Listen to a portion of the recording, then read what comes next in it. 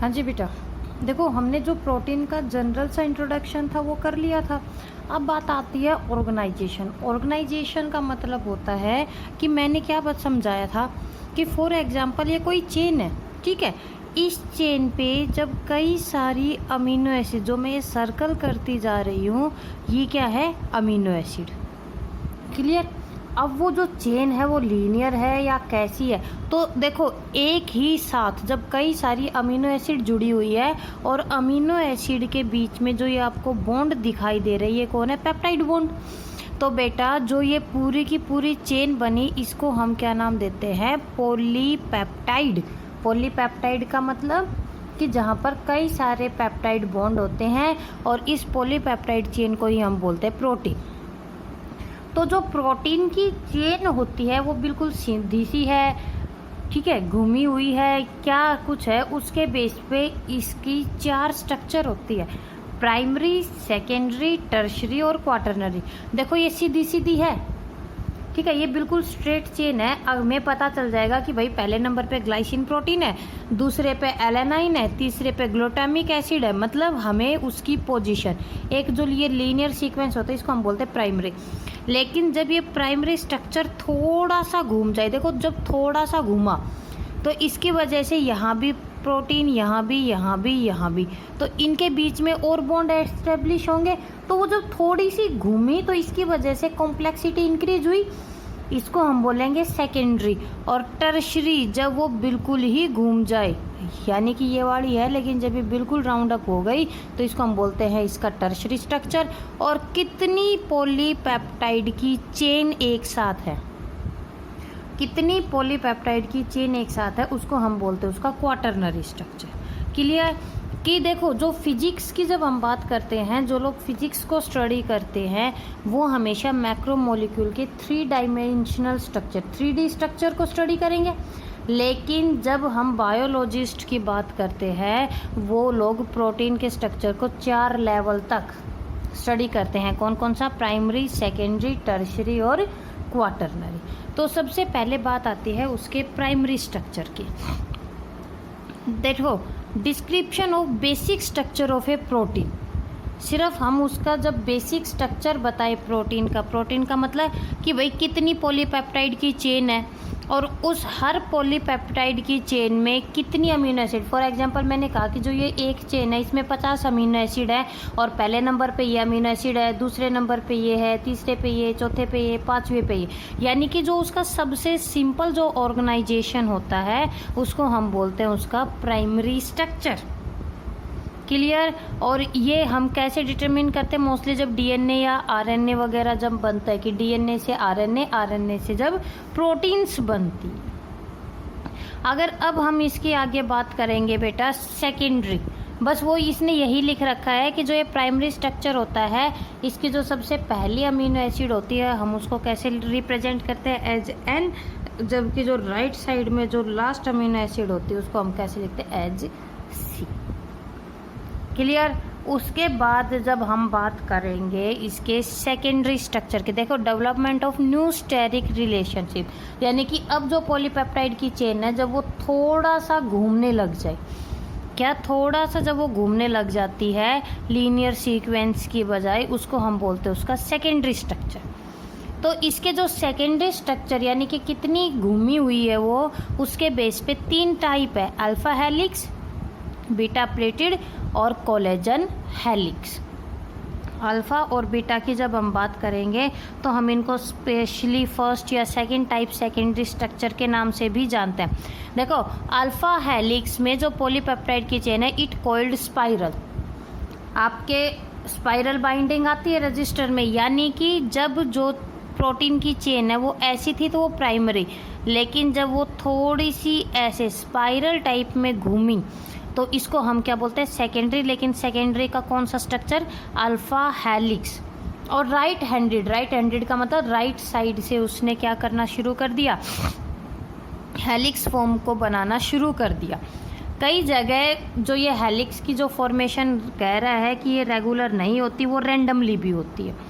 अब ये अगर हेलिक्स है तो इनको स्टेबिलिटी तो मिलेगी ना, और हेलिक्स को जो स्टेबिलिटी मिलती है वो मिलती है हाइड्रोजन बॉन्ड। यानी कि प्राइमरी स्ट्रक्चर में आपको सिर्फ पेप्टाइड बॉन्ड देखने को मिलते हैं, लेकिन जब सेकेंडरी बॉन्ड बनने लग जाता है बेटा तो वहाँ पर क्या रहेगा, उन हेलिक्स को स्टेबल करने के लिए कौन से बॉन्ड आ जाते हैं, सेकेंडरी बॉन्ड आ जाते हैं। किस किस के बीच में, कार्बोक्सिलिक ग्रुप और उसके अमीनो ग्रुप के बीच में।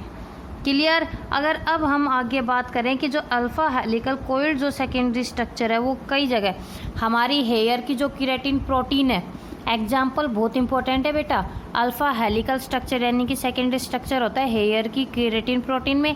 मायोसिन जो कि हमारी मसल्स की प्रोटीन है, ट्रोपोमायोसिन ये भी मसल्स की प्रोटीन है। एपिडर्मिन स्किन की प्रोटीन होती है। ब्लड क्लॉट के लिए जो प्रोटीन रेस्पॉन्सिबल है उसका नाम है फिब्रिन। क्लियर। अब उसके बाद आ जाओ बीटा प्लेटेड। अल्फा हेलिकल का समझ गए ना, स्पाइरल बाइंडिंग, हाइड्रोजन बॉन्ड आ जाते हैं, और इसके ये एग्जाम्पल।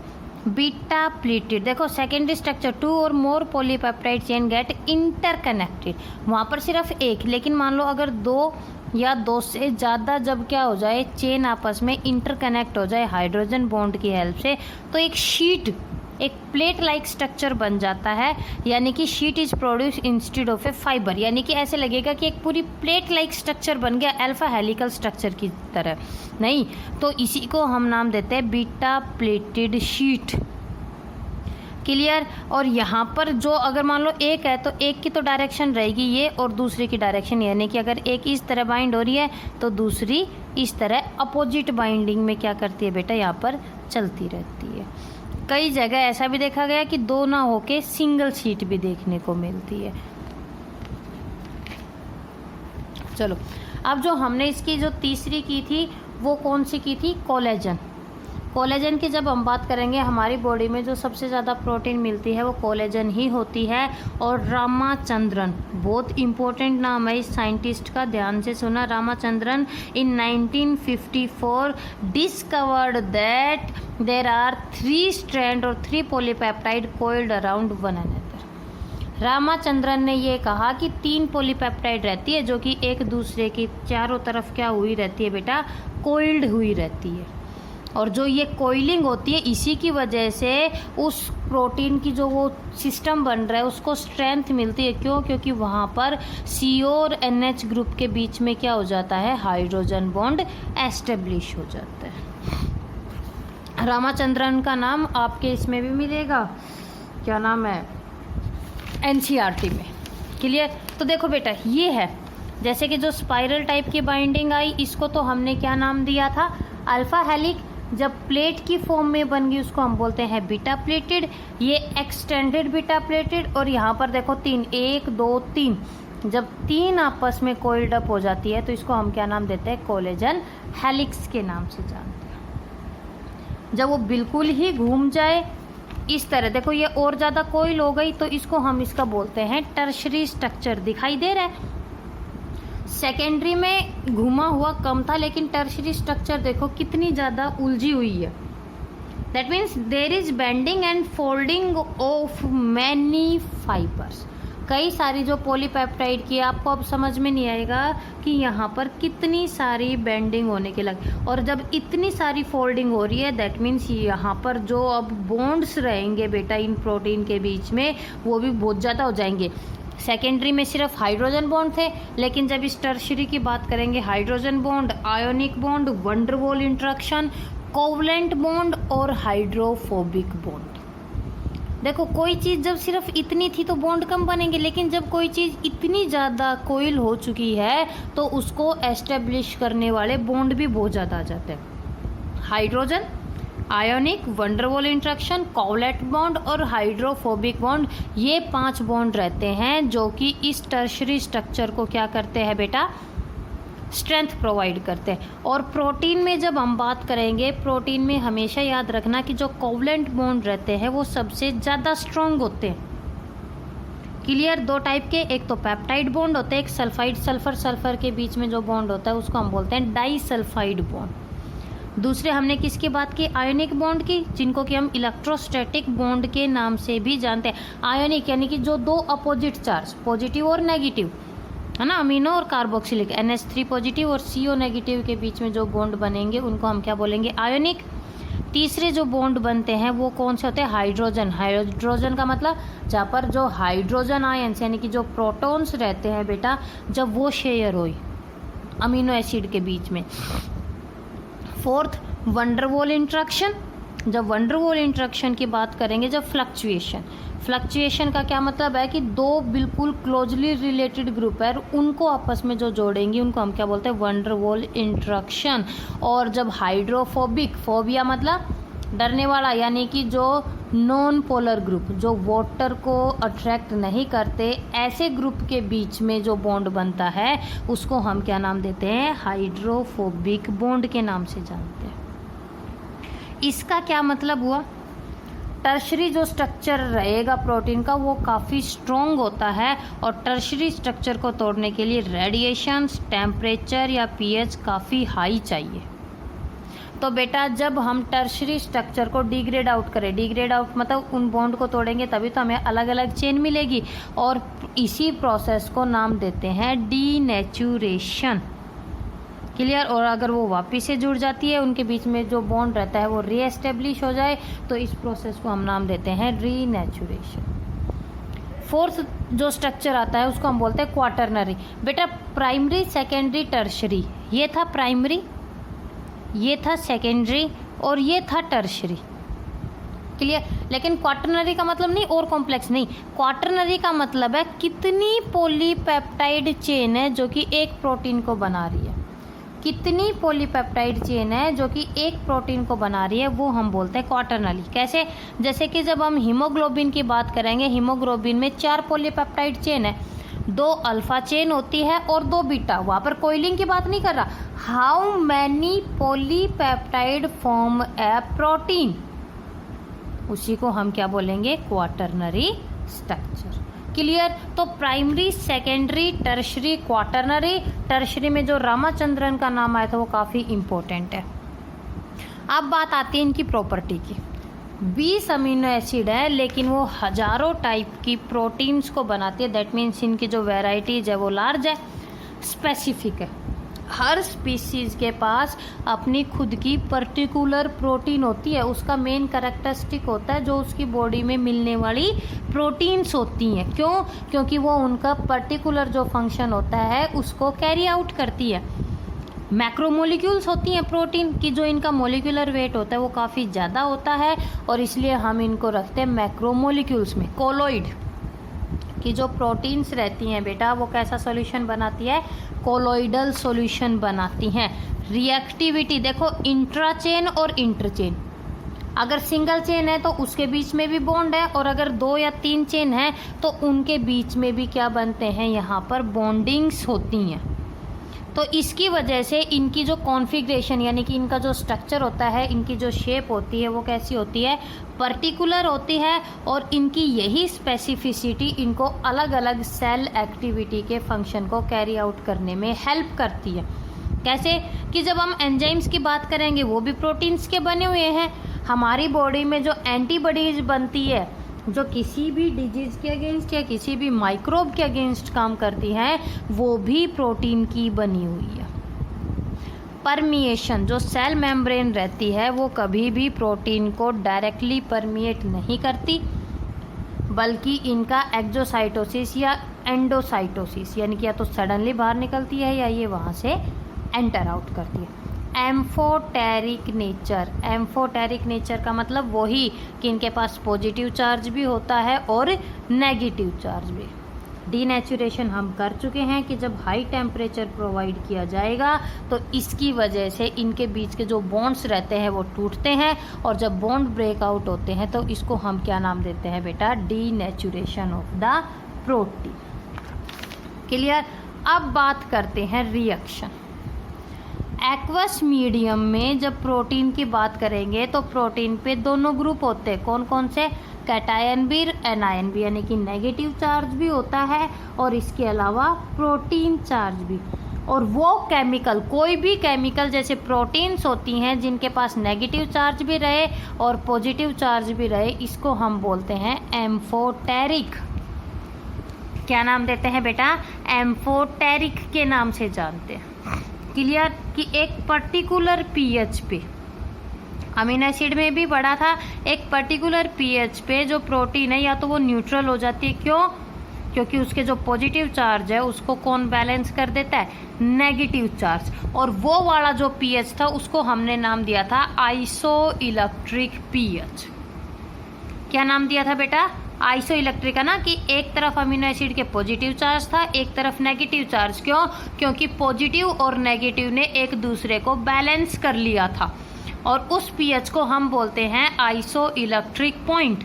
तो देखो फिजियोलॉजिकल जो पीएच होता है 7.4, ठीक है, 7.4। यहाँ पर जब प्रोटीन्स की बात करेंगे तो ये उनको प्रोवाइड करता है नेगेटिव चार्ज, और नेगेटिव चार्ज वाली प्रोटीन्स को हम नाम देते हैं बेसिक। यानी कि बेसिक प्रोटीन का मतलब यहाँ पर कौन सी अमीनो एसिड ज़्यादा होंगी? जो हमने बेसिक अमीनो एसिड की थी, जिसमें लाइसिन, आर्जिनिन वगैरह किए थे। डीएनए में भी जो हिस्टोन प्रोटीन्स रहती हैं बेटा वो बेसिक नेचर की होती है। एसिडिक का मतलब होता है कि जो प्रोटीन्स हैं उनके पास में पॉजिटिव चार्ज है, एस्पर्टिक एसिड, ग्लूटामिक एसिड वगैरह ज़्यादा। और हमारे जो ब्लड में जो प्रोटीन्स रहती हैं उनका जो नेचर होता है वो कैसा होता है? एसिडिक। और तीसरी होती है न्यूट्रल, आइसो इलेक्ट्रिक पॉइंट पे एक तरफ नेगेटिव चार्ज है और एक तरफ क्या है? Positive charge. अब हम बात करते हैं बेटा प्रोटीन्स के टाइप की। तो देखो इनके फंक्शन के बेस पे, शेप के बेस पे प्रोटीन्स की कई सारी कैटेगरीज बनाई गई है। तो जब सबसे पहले बात करेंगे on the basis of their shape, proteins दो टाइप की होती है, फाइब्रस और ग्लोब्यूलर। देखो फाइब्रस वो वाली प्रोटीन जो कि या तो सिंगल या ग्रुप में रहती है, but they are tough. Fibrous fiber का क्या मतलब रहेगा? यानी कि जिसमें स्ट्रेंथ रहेंगी, टफ होती हैं, नॉन एंजाइमेटिक, एंजाइम्स नहीं होती है, और स्ट्रक्चरल, किसी के स्ट्रक्चर को, किसी सेल को बना रही है, किसी के बॉडी स्ट्रक्चर को बना रही है, यानी कि स्ट्रक्चरल प्रोटीन्स होती हैं। और जो फाइब्रस प्रोटीन है बेटा ये जनरली हमें सेकेंडरी स्ट्रक्चर में देखने को मिलती है, वाटर में इनसोल्यूबल होती है। और सेकेंडरी स्ट्रक्चर हमने कहाँ पे पढ़ा था? स्किन और हेयर, है ना। किरेटिन प्रोटीन पड़ी थी। हमारी जो किरेटिन प्रोटीन रहती है, ध्यान से सुनो, वो फाइब्रस होती है। मसल्स की हमारी मायोसिन, कनेक्टिव टिश्यू की इलास्टिन, ये सारी की सारी फाइब्रस होती है। दूसरी आ जाती हैं ग्लोब्यूलर प्रोटीन। ग्लोब्यूलर यानी कि वो प्रोटीन जो कि कैसी होती है? राउंडेड होती है, कॉन्ट्रैक्टेबिलिटी नहीं होती। फाइब्रस थी सेकेंडरी, लेकिन ये लोग रहती है टर्शरी या फिर क्वाटरनरी। कुछ एंजाइम्स भी रहती हैं, कुछ नॉन एंजाइमेटिक रहती है। क्लियर बेटा? कहाँ कहाँ मिलेगी? Egg albumin, serum globulin, wheat और राइस में जो प्रोटीन होती है उसका नाम है ग्लूटिलिन। क्लियर? अब बात करते हैं on the basis of their function, की प्रोटीन कैसे काम कर रही है। किसी को बना रही है, प्रोटेक्ट कर रही है, किसी चीज़ को ट्रांसपोर्ट कर रही है, उसके बेस पे भी प्रोटीन 3 टाइप की होती है। और वो जो 3 टाइप है वो कौन कौन है? एंजाइमेटिक, स्ट्रक्चरल और रिजर्व। देखो बेटा एंजाइमेटिक वो प्रोटीन जो कि एज एंजाइम काम करे, डायरेक्टली या इनडायरेक्टली। अमाइलेज जो कि कार्बोहाइड्रेट को तोड़ता है, और पेप्सिन जो कि प्रोटीन को तोड़ता है। एंजाइमेटिक प्रोटीन ग्लोब्यूलर शेप की होती है। स्ट्रक्चरल का मतलब है सेल को बनाने वाली। क्लियर? और रिजर्व जो कि किसी चीज़ को, किसी अपने पास क्या करती है बेटा? रिजर्व, जैसे सीड्स, एग, मिल्क, है ना, इनके अंदर क्या रहती है? प्रोटीन्स प्रेजेंट होती है। Albumin, globulin, प्रोलामिन, ग्लूटेलिन। कंस्टिट्यूएशन का मतलब है कि कैसी बनी हुई है, उसके बेस पे भी 3 टाइप की होती है, सिंपल, कंजुगेटेड और डिराइव्ड। सिंपल वो अमीनो एसिड वो प्रोटीन जिसमें सिर्फ अमीनो एसिड्स हैं उनको बोलेंगे सिंपल। लेकिन अमीनो एसिड के अलावा कोई और ग्रुप भी जब रहता है तो उनको हम बोलते हैं कंजुगेटेड। क्या नाम देते हैं बेटा?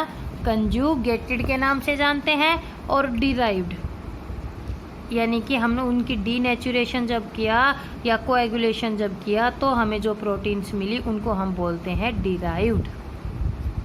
क्वालिटी के बेस पे भी हम इनको 2 टाइप में डिवाइड करते हैं, फर्स्ट क्लास और सेकंड क्लास। फर्स्ट क्लास का मतलब बेटा कंप्लीट प्रोटीन, और second class that means incomplete protein. Complete का मतलब वो वाली प्रोटीन जिसमें सारी अमीनो एसिड है जो कि ह्यूमन बॉडी को चाहिए, है ना। हम सारी नहीं सिंथेसाइज करते, कुछ ऐसी रहती है जो हमारी डाइट में प्रेजेंट होती है। Milk, egg, meat, fish, soya protein rich food है। और इनकम्प्लीट यानी कि जिसमें असेंशियल अमीनो एसिड्स नहीं होती सारी की सारी। क्लियर बेटा, इनको हम बोलते हैं सेकेंड क्लास प्रोटीन। चलो जी, अब हम बात करते हैं कि प्रोटीन के क्या कुछ फंक्शन।